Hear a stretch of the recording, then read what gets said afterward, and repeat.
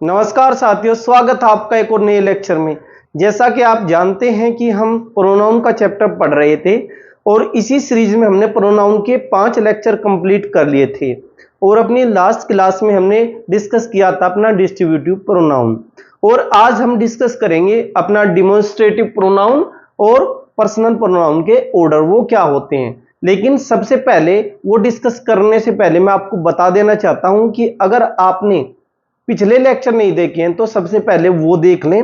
और सबसे अच्छा तो ये होगा कि आप लेक्चर 1 से देखना शुरू करें और यहां तक अपने कंप्लीट लेक्चर को देखें। सबसे पहले आप क्लास को पूरा देखिए, उसके बाद दोबारा वीडियो को प्ले कीजिए और फिर उसके हैंड रिटन नोट्स तैयार कीजिए। अगर आप ऐसा करते हैं तो आपके सारे कंसेप्ट क्लियर हो जाएंगे और आपकी एक इंग्लिश ग्रामर पर एक अच्छी पकड़ बन जाएगी।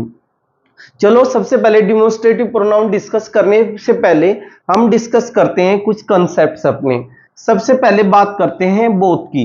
बोथ वर्ड आपका निगेटिव सेंटेंस में यूज नहीं होता। Never use both in negative sentence, अर्थात बोथ का प्रयोग हमें निगेटिव सेंटेंस में नहीं करना चाहिए। ऑलवेज यूज नीदर, उसके स्थान पर क्या यूज करेंगे हम, उसके स्थान पर हम नीदर का यूज करेंगे। जैसे इन दो सेंटेंस को देखिए। सबसे पहले सेंटेंस में both of the players have not played well. यहां पर देखिए आपका, चूंकि आपका क्लाउज कैसा, आपका ये सेंटेंस कैसा है, आपका सेंटेंस निगेटिव है। इस सेंटेंस में नोट आया है आपका सेंटेंस, इससे हमें पता चल रहा है कि आपका सेंटेंस निगेटिव है। जब आपका सेंटेंस निगेटिव है तो बोथ का यूज कहां नहीं होता, बोथ का यूज निगेटिव सेंटेंस या निगेटिव क्लाउज में नहीं होता। इसलिए आप यहां पर बोथ यूज नहीं करोगे। इसके स्थान पर आप क्या यूज करोगे, नीदर। इसके स्थान पर हम यूज करेंगे अपना नीदर। अब एक बात और दोस्तों, यहां पर क्या हम यहां पर ईदर का यूज कर सकते हैं। ईदर अगर हम ऐसा लिखें, either of the players have not played well, तो सेंटेंस आपके अकॉर्डिंग आपको सही लगेगा, लेकिन सेंटेंस आपका सही नहीं होगा। अगर ऐसा होता कि हमें ईदर ही यूज करना होता और उसके बाद नोट यूज करना होता तो बोथ वर्ड की आवश्यकता ही नहीं थी, अर्थात बोथ वर्ड आपका ऑब्सोलीट हो जाता है। जब ऐसी जरूरत थी तो हमें क्या चाहिए था, हमें यहां पर नीदर का प्रयोग करना पड़ेगा। अगर आप यहां पर ईदर का प्रयोग करते हो तो वो आपका बिल्कुल गलत होगा। अब नेक्स्ट सेंटेंस को देखिए। और चूंकि आपने नीदर का प्रयोग इस सेंटेंस में किया है, नीदर क्या है आपका, नीदर आपका डिस्ट्रीब्यूटिव प्रोनाउन है और नीदर क्या है आपका सिंगुलर प्रोनाउन की तरह से आपका एक्ट करेगा, तो इसके साथ वर्ब भी आपकी सिंगुलर यूज होगी। तो यहां पर हैव के स्थान पर आपका क्या यूज होगा, आपका हैज यूज होगा।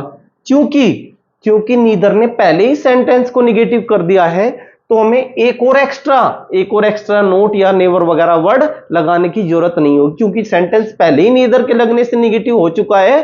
तो हमें यहां से नोट को एलिमिनेट करना होगा, नोट को यहां से हटाना होगा, तब आपका सेंटेंस करेक्ट होगा। और आपका करेक्ट सेंटेंस होगा neither of the players has played well, अर्थात दोनों खिलाड़ियों में से कोई भी अच्छा नहीं खेला। अब बात करते हैं अपने नेक्स्ट सेंटेंस की। Cricket and football are easy games but he can't play both, यानी क्रिकेट और फुटबॉल क्या है, आपके आसान खेल हैं, but he can't play both, लेकिन वह दोनों ही नहीं खेल सकता। आपका अब यहां से सेंटेंस को देखिए। आपका इस क्लाउज में ये जो क्लाउज है, यानी सब्जेक्ट प्लस वर्ब का एक पेयर ये है आपके पास, और आपका सब्जेक्ट प्लस वर्ब का एक पेयर आपके पास ये है। अर्थात इस सेंटेंस में आपके दो क्लाउज हैं। जब दो सेंटेंस के क्लाउज हैं तो इसमें क्या होगा, बट यहां पर आपका कंजक्शन होगा, क्योंकि दो क्लाउज को जोड़ने के लिए क्या चाहिए, आपको कंजक्शन चाहिए। अब पहले वाला क्लाउज आपका बिल्कुल सही है, लेकिन दूसरे क्लाउज में आपका क्या है, बोथ, क्योंकि दूसरा क्लाउज आपका निगेटिव है और यहां पर क्या यूज किया गया, आपका बोथ का यूज किया गया है। और अभी अभी हम डिस्कस कर चुके हैं कि बोथ का यूज आपका निगेटिव क्लाउज में नहीं हो सकता, इसलिए यहां से आपको बोथ को क्या करना पड़ेगा, बोथ को हमें एलिमिनेट करना पड़ेगा और इसके स्थान पर क्या यूज करना पड़ेगा, इसके स्थान पर हमें नीदर का यूज करना होगा। और दूसरी बात, आपने यहां पर नीदर का यूज कर दिया, क्योंकि नीदर के लगने से सेंटेंस आपका निगेटिव हो गया, आपका एक क्लाउज आपका निगेटिव हो गया। इसलिए इस क्लाउज से आपको नोट वर्ड को क्या होना होगा, आपको यहां से हटाना पड़ेगा। अर्थात आपका सेंटेंस अब ये हो, cricket and football are easy games but he can play neither. अर्थात क्रिकेट और फुटबॉल दोनों आसान खेल है, लेकिन वह दोनों में से एक भी नहीं खेल सकता। अब बात करते हैं अपने सेकंड कंसेप्ट की। आज आपका फर्स्ट कंसेप्ट आज का ये होगा और सेकंड कंसेप्ट आपका ये होगा। इस कंसेप्ट में देखिए, जब भी एज या देन वर्ड आते हैं तो उनके बाद सब्जेक्ट भी आ सकता है और आपका ऑब्जेक्ट भी आ सकता है। यानी किस पोजीशन में आपका सब्जेक्ट आएगा और किस पोजीशन में आपका ऑब्जेक्ट आएगा। अब एज या देन कैसे यूज होते हैं, जैसे एज या than is used for comparison. ये दोनों वर्ड कंपैरिजन के लिए आपके यूज होते हैं। और comparison always take place between equal things. अर्थात कंपैरिजन का किनके बीच होता है, कंपैरिजन इक्वल थिंग्स के बीच होता है, अर्थात समान चीजों के बीच कंपैरिजन होता है। अगर आपको किसी की हाइट का कंपैरिजन करना है तो आप उसका कंपैरिजन उसकी हाइट से करोगे, न कि उसके वेट से। अगर आपको किसी की सुंदरता का कंपैरिजन करना है तो आप उसकी सुंदरता का कंपैरिजन करोगे उसकी सुंदरता से, न कि उसकी हाइट से। इसी प्रकार समान चीजों का अर्थात सब्जेक्ट का कंपैरिजन सब्जेक्ट से होता है और ऑब्जेक्ट का कंपैरिजन किससे होगा, ऑब्जेक्ट से होगा। जैसे इन सेंटेंस को देखते हैं, सी इज एज ब्यूटीफुल एज मी। यहां पर देखिए आपका सी आपका क्या है, आपका सब्जेक्ट है, इज आपका मैन वर्ब है और यहां पर क्या होगा, एज ब्यूटीफुल एज आपका कंपैरिजन के लिए यूज होगा। और किसका, यानी कि सी एज ब्यूटीफुल एज मी। देखने सुनने में आपको सेंटेंस अपना बिल्कुल करेक्ट लग रहा होगा, लेकिन इस सेंटेंस में आपकी एरर है। इसमें वो कहना चाहता है सी इज एज ब्यूटीफुल एज, कि वह उतनी ही सुंदर है जितनी कि मैं। अर्थात सब्जेक्ट का कंपैरिजन हो रहा है। यहां पर जब सब्जेक्ट का कंपैरिजन हो रहा है तो यहां पर क्या होगा, मी नहीं, यहां पर आई आएगा। ये सेंटेंस दोनों कुछ ऐसे होंगे, she is beautiful, I am beautiful. अर्थात एज ब्यूटीफुल एज यहां पर कैसे काम करेगा, आपका कंजक्शन की तरह से काम करेगा। और क्या कोई सब्जेक्ट, अर्थात जब मी को हमने आई बनाया, क्या कोई ऐसा सब्जेक्ट हो सकता है जिसकी मैन वर्ब ना हो, ऐसा नहीं हो सकता। अर्थात आई की मैन वर्ब यहां पर एम होगी, जो अंडरस्टूड है। आप आई के साथ यहां पर एम लिख भी सकते हो, अगर नहीं भी लिखोगे तो वो अंडरस्टूड है। अर्थात ऐसे ही यहां पर एम मानी जाएगी, चाहे आप लिखो या ना यहां पर लिखो। इसके बाद अपना नेक्स्ट सेंटेंस देखिए, he is visor than me. इस सेंटेंस में आपका ही सब्जेक्ट है, इज आपकी मैन वर्ब है और आपका वाइजर क्या होगा, वाइजर यहां पर एडजेक्टिव होगा, जो कैसे काम करेगा, यहां पर सब्जेक्ट कॉम्प्लीमेंट की तरह से कार्य करेगा। और देन यहां पर आपका कंजक्शन होगा। अब उसके बाद अगर आप मी देखते हो, ही इज वाइजर, वह बुद्धिमान है, देन मी, वह मेरे से ज्यादा बुद्धिमान है, मेरे से ज्यादा बुद्धिमान है। अर्थात यहां पर सब्जेक्ट की कंपैरिजन हो रही है, तो यहां पर सब्जेक्ट की कंपैरिजन किससे होगी, आपकी सब्जेक्ट से होगी। और आई के साथ आप क्या लिख सकते हो, आप एम यहां पर लिख भी सकते हो और नहीं भी। अगर नहीं आप एम यहां पर लिखते हो तो एम यहां पर एम वर्ब यहां पर अंडरस्टूड होगी।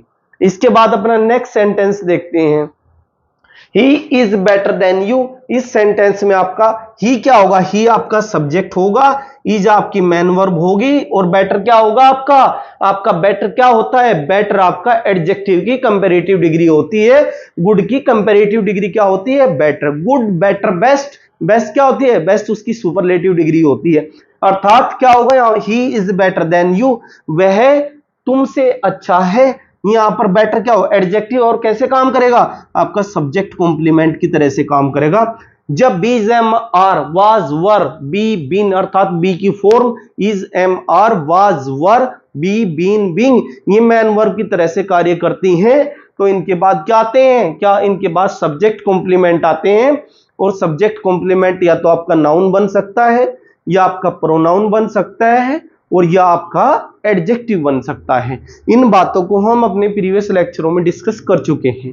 अगर किसी ने वो लेक्चर नहीं देखे तो सबसे पहले आप लेक्चर 1 से देखना शुरू कीजिए और तब यहां तक सारे लेक्चर को एक प्रॉपर सीक्वेंस में देखिए, और उसके बाद दोबारा वीडियो को प्ले कीजिए और उनके हैंड रिटन नोट्स तैयार कीजिए, तब आपके कंसेप्ट्स अच्छे से क्लियर होंगे। अब बात करते हैं यहां पर, देखिए he is better than you, वह तुमसे अच्छा है। इस सेंटेंस में देन आपका कंजक्शन होगा और यू क्या होगा, देखो दोस्तों you pronoun, you second person का प्रोनाउन होता है और इसका सब्जेक्टिव और ऑब्जेक्टिव केस सेम होता है, अर्थात सब्जेक्टिव केस में भी आप यू यूज करोगे और ऑब्जेक्टिव केस में भी यू यूज करोगे, इसलिए ये सेंटेंस आपका बिल्कुल करेक्ट होगा, क्योंकि सब्जेक्ट ही की कंपैरिजन यू से हो रही है, इसलिए यहां पर आप क्या कह सकते हो, इसे इसका सब्जेक्टिव केस होगा यू, और ये सेंटेंस आपका क्या होगा, इस सेंटेंस में आपकी नो एरर होगी, इस सेंटेंस में आपकी नो एरर होगी। इसके बाद इस सेंटेंस को देखिए, दो ही appears taller but he is just an inch taller than me, यद्यपि वह लंबा लगता है किंतु he is just an inch taller than me, वह सिर्फ मुझसे 1 इंच लंबा है। अर्थात आपको क्या करना, अब यहां देखिए, यहां पर अब पहले सब्जेक्ट प्लस वर्ब का एक पेयर आपके पास ये है, दूसरा सब्जेक्ट प्लस वर्ब का एक पेयर आपके पास ये है, अर्थात 2 पेयर हैं तो एक कंजक्शन, बट यहां कैसे यूज होगा, आपका कंजक्शन की तरह से यूज होगा, और यहां पर देन भी आपका कंजक्शन होगा। अब जब आपके पास 2 कंजक्शन है, अर्थात 2 कंजक्शन है तो आपके पास 3 क्लाउज होगी, क्योंकि 2 क्लाउज को जोड़ने के लिए आपको एक कंजक्शन चाहिए और 3 क्लाउज को जोड़ने के लिए आपको 2 कंजक्शन की जरूरत पड़ेगी, इसलिए देन भी यहां कंजक्शन होगा। अब देखिए यहां पर मी आएगा या आई आएगा, आपको यह तय करना है। सबसे अच्छी ट्रिक दोस्तों ये है कि आप सबसे पहले क्या करोगे, जहां पर भी आपको एज या देन मिले, जहां पर भी आपको एज या देन मिले, आप सबसे पहले उससे पीछे क्या देखना, उससे पहले पीछे आप वर्ब को देखना। इज क्या है, इज आपकी मैन वर्ब है, इज आपकी मैन वर्ब को देखना, और उसके बाद देखना कि आपको यहां पर कोई प्रोनाउन है, यहां पर कोई प्रोनाउन नहीं है, इसके बाद यहां उसके वर्ब से पीछे आना, आप देखना कि ही प्रोनाउन है। ही किस केस में है, ही आपका सब्जेक्टिव केस में है। जब ही आपका सब्जेक्टिव केस है तो देन के या एज या देन के बाद आने वाला प्रोनाउन भी सब्जेक्टिव केस में होगा, अर्थात मी के स्थान पर यहां क्या यूज होगा, यहां पर आई यूज होगा। आपको सिर्फ ये करना है, जब भी आपको एज या देन दिखाई दे और आपको फाइंड करना है कि उसके बाद प्रोनाउन सब्जेक्टिव केस में आएगा या ऑब्जेक्टिव केस में आएगा, तो आप एज या देन से पीछे चलना और पीछे जाकर आप मैन वर्ब को देखना।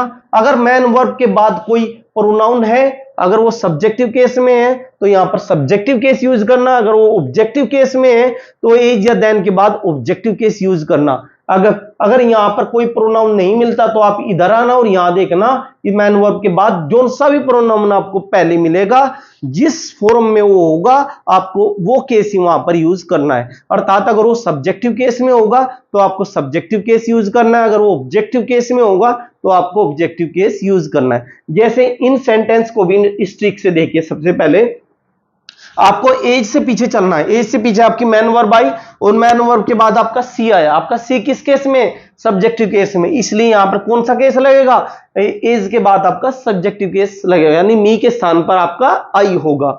अब इस सेंटेंस को देखिए, देन केस से आप पीछे चलिए, पीछे आपको मैन वर्ब मिली, मैन वर्ब के बाद ही क्या है, ही सब्जेक्टिव केस में, अर्थात प्रोनाउन आपका सब्जेक्टिव केस में, तो आप यहां पर मी के स्थान पर आई कीजिए। आप इस देन के पीछे चलिए, जब आप देखते हैं यहां पर मैन वर्ब के बाद प्रोनाउन कौन सा है, सबसे पहला ही है, और ही किस केस में है, सब्जेक्टिव केस में, तो यू भी सब्जेक्टिव केस में होगा, और यू का सब्जेक्टिव और ऑब्जेक्टिव केस सेम होता है, इसलिए हमने यू को यहां पर चेंज नहीं किया।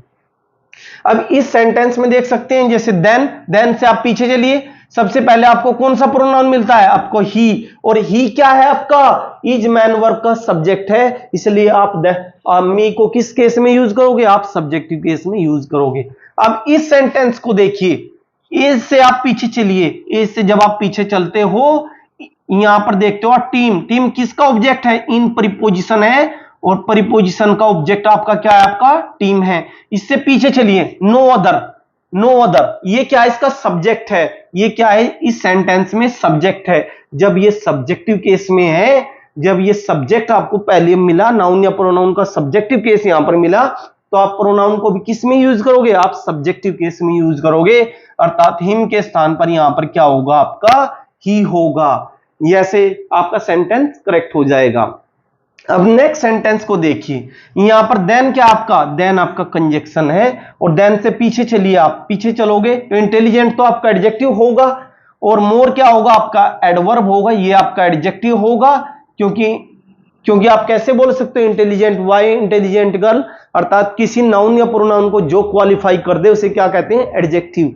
और मोर क्या है, इस इंटेलिजेंट को क्वालिफाई करने वाला एडवर्ब होगा, और कौन सा एडवर्ब, यानी एडवर्ब ऑफ डिग्री होगा। और एम क्या है आपकी मैन वर्ब है, और आई क्या होगा आपका सब्जेक्ट। अर्थात जब आप देन से पीछे की ओर चलते हो तो आपको सबसे पहले कौन सा नाउन या प्रोनाउन मिलता है, आपको आई मिलता है, और आई किस केस में है, आई आपका सब्जेक्टिव केस में है, इसलिए हर भी आपका क्या होगा, आपका सब्जेक्टिव केस में होगा, और इसके स्थान पर सी आएगा।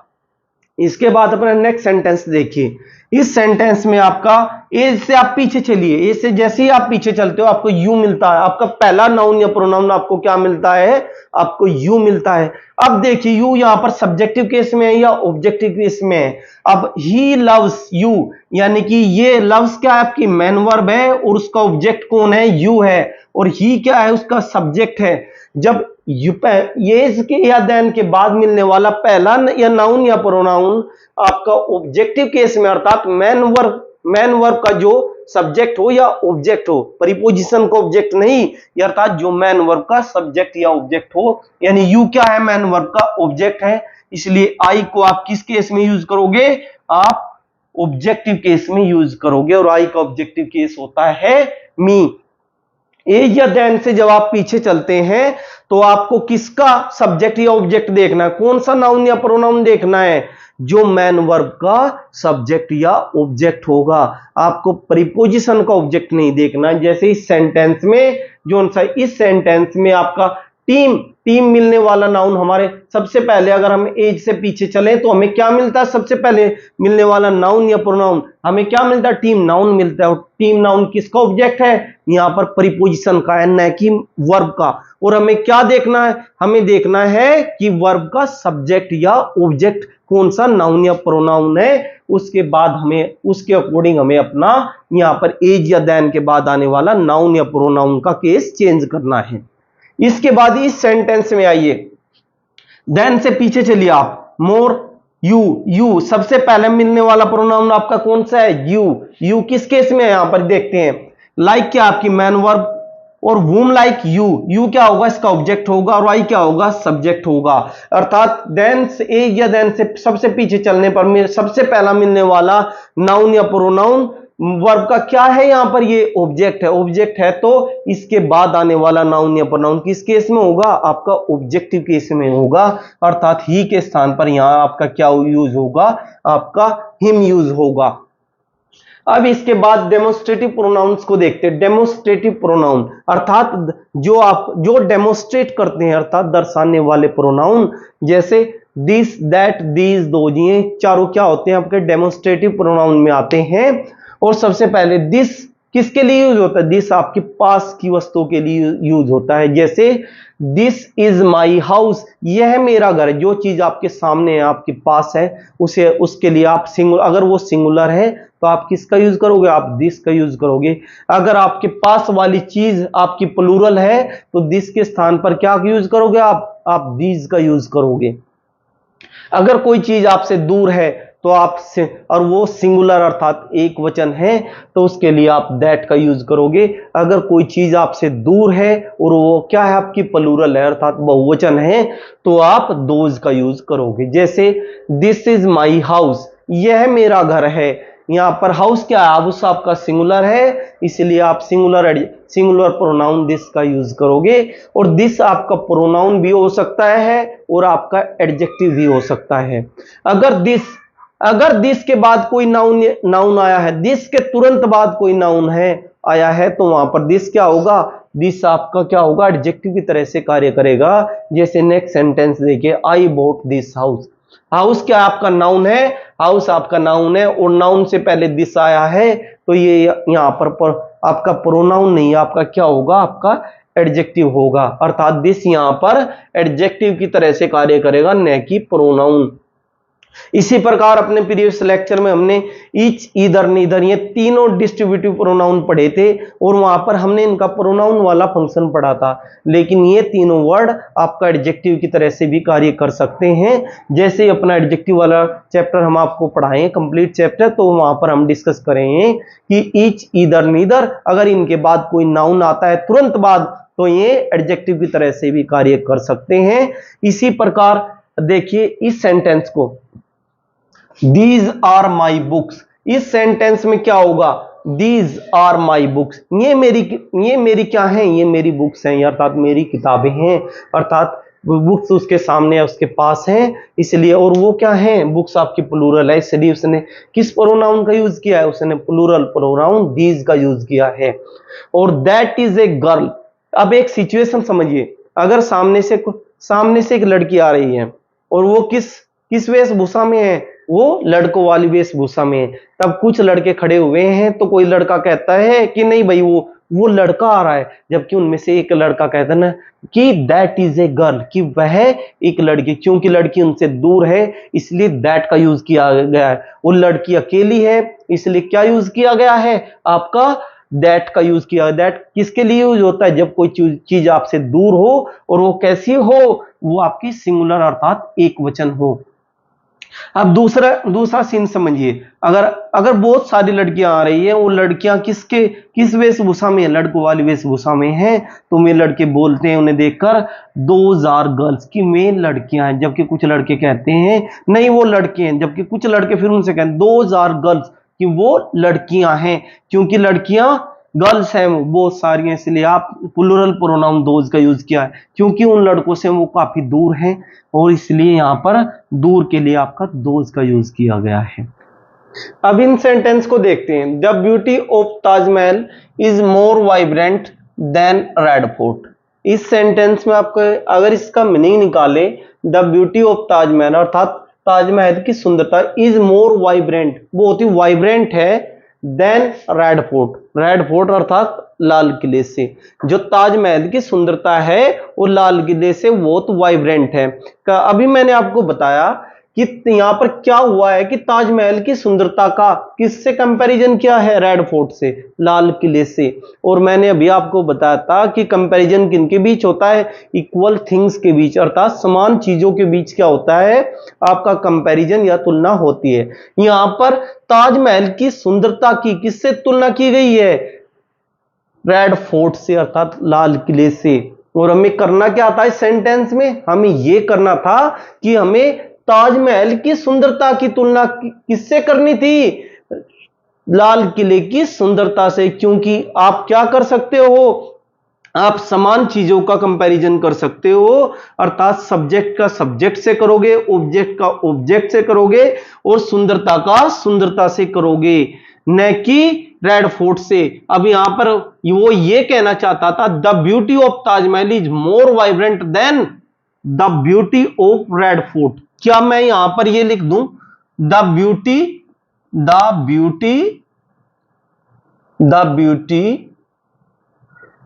ऑफ क्या ऑफ रेड फोर्ट, क्या मैं यहां पर ये लिख दूं? ये आपका सही होगा? ये आपका सही नहीं होगा। यहां पर कहना तो वो यही चाहता है, लेकिन ब्यूटी वर्ड हम पहले यूज कर चुके हैं, इसलिए यहां पर ब्यूटी के स्थान पर आप क्या यूज करोगे? आप यहां पर दैट यूज करोगे। Than that of red fort, यानी आप यहां पर क्या यूज करोगे? दैट ऑफ यूज करोगे इस जगह पर, अर्थात इसका मीनिंग भी होगा than the beauty of red fort, अर्थात ब्यूटी को कौन सा प्रोनाउन रेफर करेगा? आपका दैट रेफर करेगा, क्योंकि ब्यूटी वर्ड आपका पहले आ चुका है। इसके बाद नेक्स्ट सेंटेंस है the people of India are a lot better than America, अर्थात भारत के लोग अच्छे हैं किससे? देन अमेरिका, अमेरिका से अच्छे। हमें क्या करना है? हमें कंपैरिजन या तुलना करनी है समान चीजों के बीच। यहां पर भारत के लोगों की बात की गई है, वो उनकी तुलना आप अमेरिका से नहीं करोगे, आप किससे करोगे? अमेरिका के लोगों से। हम यहां पर ये कहेंगे than the people of America, than the people of America, क्योंकि पीपल वर्ड आप पहले यूज कर चुके हैं और पीपल वर्ड आपका क्या है, आपका प्लूरल है। जब मैं आपको नाउन का चैप्टर पढ़ाऊंगा मैं वहां आपको बताऊंगा कि पीपल वर्ड प्लूरल आपका होता है, इसलिए आप यहां पर क्या यूज करोगे, than those of America. Those किसके लिए, than the people of America. People के स्थान पर मैंने कौन सा प्रोनाउन की यूज किया, मैंने दोज का यूज किया, क्योंकि पीपल वर्ड पहले आ चुका है और नाउन के रिपीटेशन से बचने के लिए ही हम क्या यूज करते हैं, हम अपना प्रोनाउन यूज करते हैं। इसलिए पीपल के स्थान पर मैंने यहां पर दोज प्रोनाउन का यूज किया, दोज ऑफ अमेरिका, अर्थात than the people of America. अब सेंटेंस आपका करेक्ट होगा। अब नेक्स्ट सेंटेंस देखिए, Ram's house is more beautiful than Aman, अर्थात राम का हाउस, एपोस्ट्रोफी एस किस लिए यूज करते हैं, एपोस्ट्रोफी एस हम क्या करते हैं, किसी चीज पर अधिकार दर्शाने के लिए हम एपोस्ट्रोफी एस यूज करते हैं। राम का अधिकार किस पर दर्शाया गया, राम्स हाउस, राम का पोजीशन किस पर, हाउस पर दर्शाया गया है, इसलिए हमने यहां पर एपोस्ट्रोफी एस यूज किया है। जब भी कंपैरिजन करना हो, अगर पहले क्लाउज में आपका एपोस्ट्रोफी एस यूज किया गया तो आप सेकंड क्लाउज में भी देन के बाद एपोस्ट्रोफी एस का यूज ही करोगे। अगर पहले क्लाउज ओप का यूज किया गया है पोजीशन के लिए तो आप सेकंड क्लाउज में भी आप ओप का ही यूज करोगे।